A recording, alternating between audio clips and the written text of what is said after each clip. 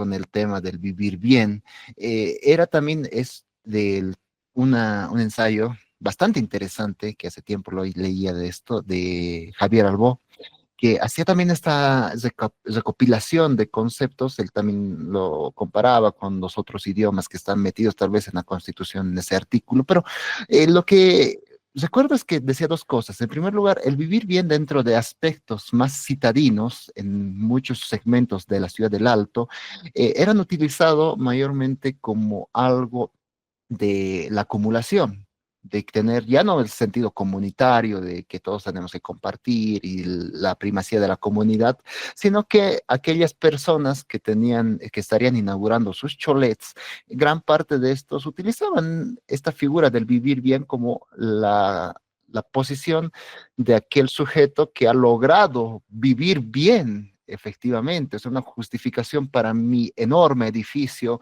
suntuoso, tal vez con alguna figura de la infancia, un Transformers, un anime o algo que haga mostrar un poderío y un ostento económico. Entonces esta persona lo utilizaba en ese sentido. Yo no puedo vivir en una casa, necesito vivir bien. O sea, en suma camaña era vivir dentro de la abundancia misma, una abundancia más individual, podríamos decirlo, a menos que alguien quiera justificar que un cholet es la representación de una comunidad. Pero bueno, a lo que voy es ese como el primer punto de Albo. Y algo más curioso que tocaba sobre ciertos conceptos que a día de hoy en el mundo económico abundan y tal vez tratan de inaugurar o tratan de contemplar estas figuras del vivir bien ya dentro de la economía.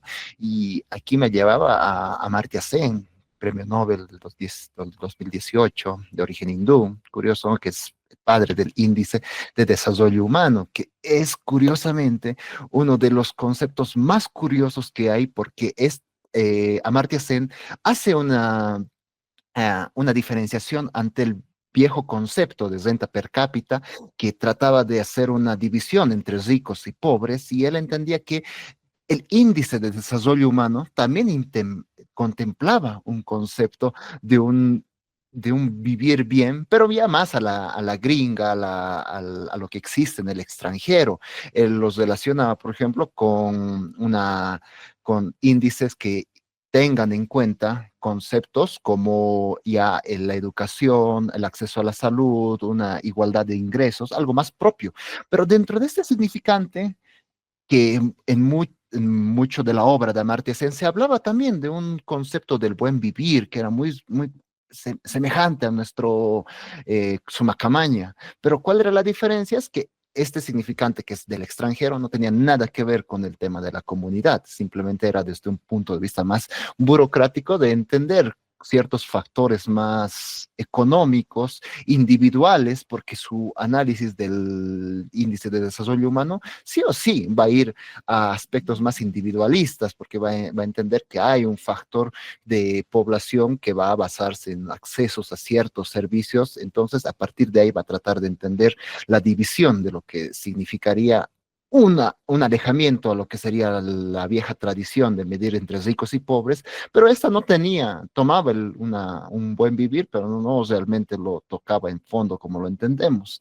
A lo que llego con todos estos ejemplos es que un concepto, y como decías, Heinz, ahí, que estas formas de traducir o llegar a consensos es imposible dentro de un marco del lenguaje, es prácticamente un una anécdota que podría haber. Ahora, el intento a esto, un poco aquí va mi pregunta, tal vez si quisieras responderlo o no, es si realmente el único elemento que me viene más cercano a la mente, que ha logrado tener un consenso mayoritario, ha sido la religión.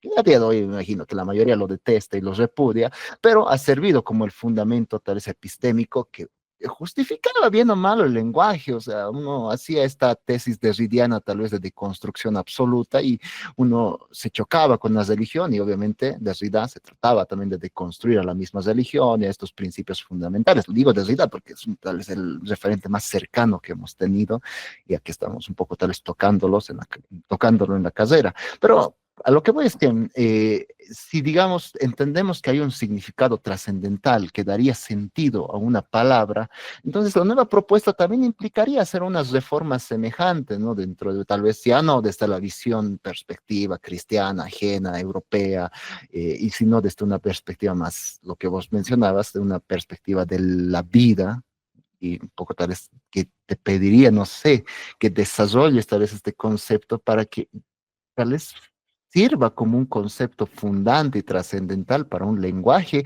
que por lo que se ha visto ha sido un lenguaje completamente difuso y el intento de un consenso absoluto es un imposible, pero vivimos tal vez marcados en estas figuras como te puse el ejemplo del Sumacamaña, pero es un ejemplo de muchos que pueden existir. Entonces, ¿cómo lo verías, Heinz? Es la forma de encontrar un significante que sea de alguna manera general que incluya e influya, como vos decías, en tus ambiciones, has de plantear idiomas más ajenos como el inglés o como el francés, el italiano, que son idiomas que ya dentro de su tradición histórica han tenido ya una estructura más formada y más académica y más sustentada que la nuestra, pero cómo podríamos destruir todo esto o mínimamente cuestionar y abrir nuevas metas y tal vez esto con lo que, y con esto acabo, siento que tal vez puedo que me que tal vez te han interpretado, pero siento que hay un intento similar al de Derrida en el tuyo,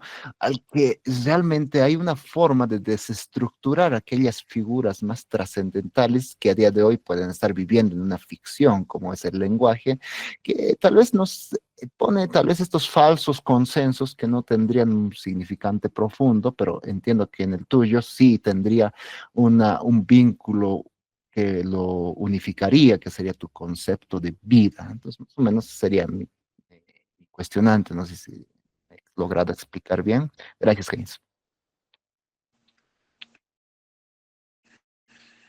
Ya, a ver, vamos a partir por un ejemplo, a ver.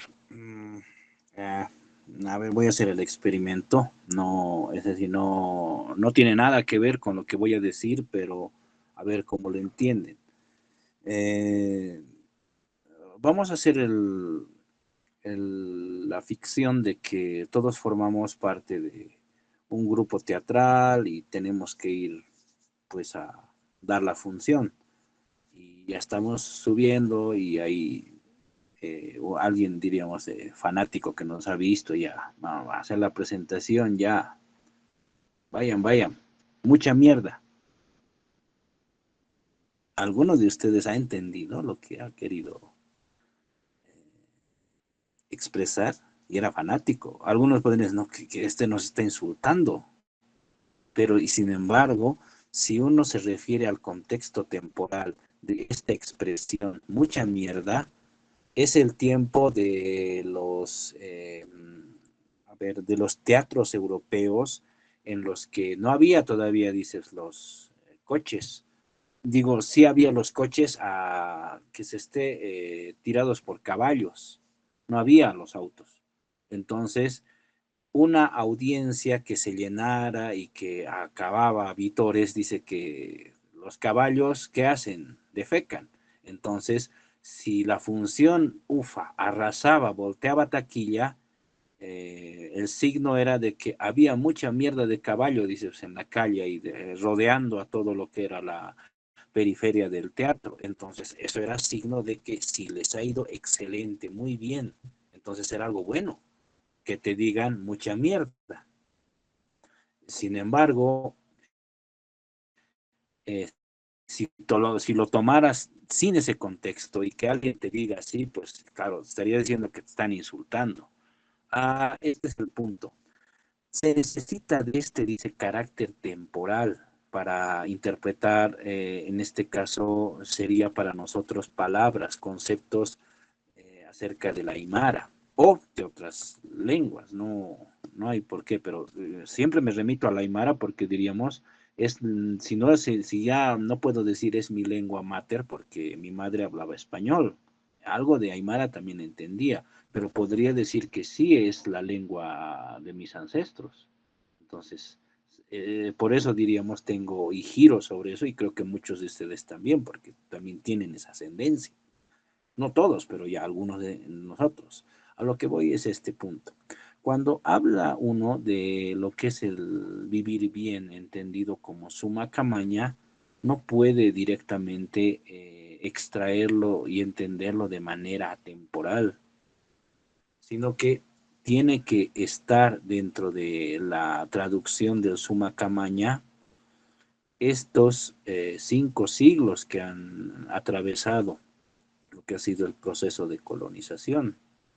Dentro de estos 5 siglos, este concepto de suma camaña, pues ha tenido que ser de alguna manera, si no vamos a llamarlo entenderlo, malentendido hasta llegar a nuestros días y hasta incluso decir que en el campo no se ponen justamente por eso de acuerdo.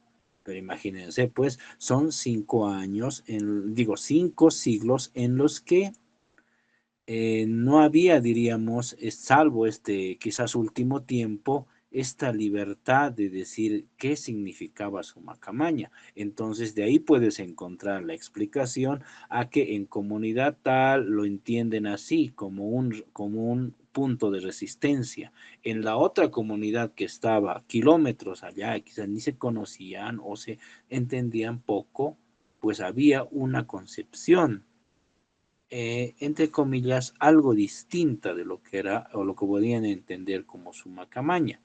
Pero desde luego, pues se han por eso atravesado por todo este proceso de, primero no se les daba los suministros necesarios, no había una educación en sentido nativo con el propio idioma, entonces, ¿cómo puedes hablar de una sistematización? No es lo mismo que vayas en este instante a Europa y le preguntes a un alemán qué es democracia, a un inglés en Inglaterra qué es democracia, a un español y a un francés, cada uno en su territorio, preguntarles qué es democracia y cada uno en su idioma te va a dar una definición casi similar de lo que es democracia, porque ellos han tenido el tiempo para estructurar, dar a conocer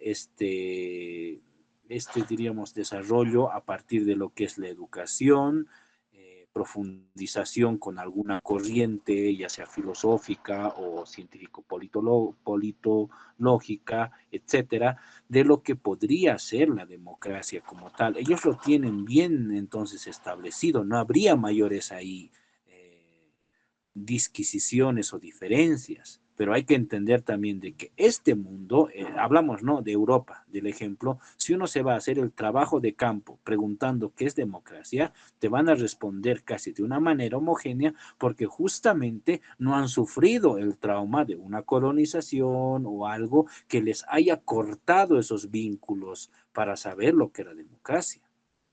Y si les dijera, por ejemplo, si vamos con esta misma trabajo de campo a hacer la encuesta a la Grecia de, a la Grecia de Aristóteles, y tú le preguntas, ¿qué es democracia? Te va a decir otra cosa que lo que se entiende ahora por democracia moderna.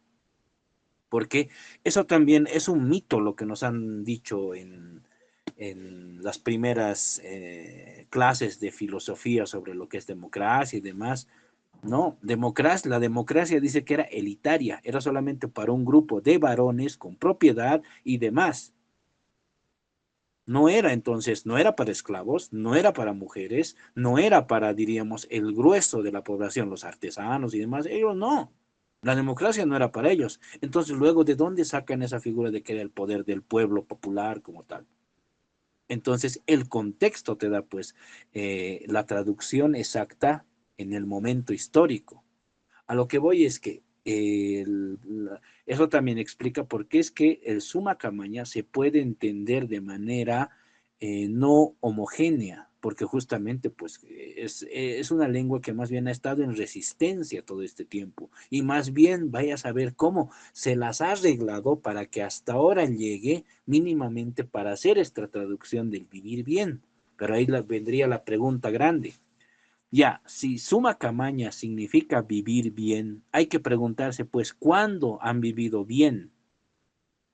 Porque si es vivir bien en el sentido moderno, Eso es camirismo y eso es lo que han hecho pues con los cholets y demás, que ahí ya pues me da de todo, soy fanático de Iron Man, hago mi edificio y arriba le pongo la cabeza de Iron Man, que no tiene nada que ver con mi tradición, pero pues, me vale, porque eso desde la vista moderna y la educación moderna que me han dado como proceso colonizador, es lo que yo entiendo como vivir bien y luego lo puedo traducir a lo que es el sumacamaña, pero ya lo he pervertido. El detalle está entonces en preguntarse cuándo vale el